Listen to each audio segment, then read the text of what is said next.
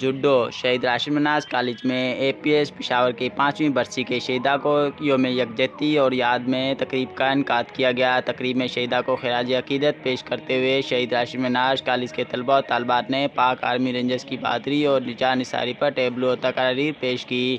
منعقدہ تقریب میں کالج کے پرنسپل عثمان خان، مہمان خصوصی کیپٹن ریٹائر یاسین خان، قیام خانی، فاروق خان، ظفر خان اور نانا خان نے شرکت کرتے ہوئے پاک فوج کے دشمن کے خلاف لازوال قربانی پر اظہار خیال کیا، جبکہ تقریب میں طلباء و طالبات نے والدین نے بھی بڑی تعداد میں شرکت کی اور ٹیبلو پر خوب حوصلہ افزائی کی اور پوری قوم آرمی پبلک اسکول کے شہیداء کو سلام پیش کرتی ہے۔ دہشت گردوں نے اسکول پر حملہ کر کے علم کی شمع بجھانا چاہی، لیکن قوم کی حوصلہ پشت نہ ہوئے۔ آرمی پبلک اسکول کے شہیداء ہمارے ہیرو ہیں۔ نوعمر بچوں کو لازوال قربانی نے دشمن کی ناپاک عزائم خاک میں ملا دیے۔ دلکراش واقعے کے بعد پوری قوم اور ادارے دہشت گردی کے ناسور کو ختم کرنے کے لیے متحد ہیں۔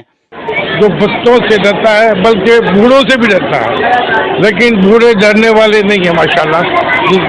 بوڑھے آج بھی ایسے ہیں کہ دشمن کو آج بھی ہرا سکتے ہیں ماشاءاللہ۔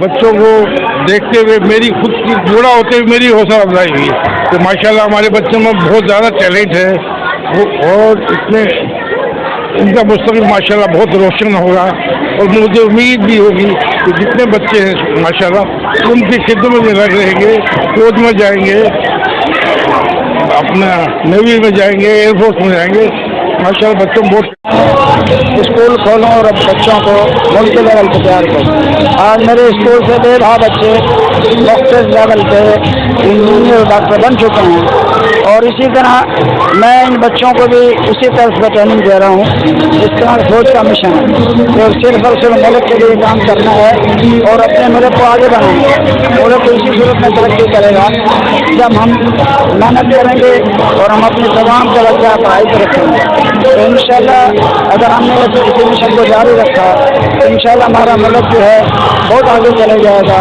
اور ہم کی جو پریشانی ہے وہ دور ہو جائیں گی۔ ملک کامران، پاک ایشیا نیوز، نوکوٹ۔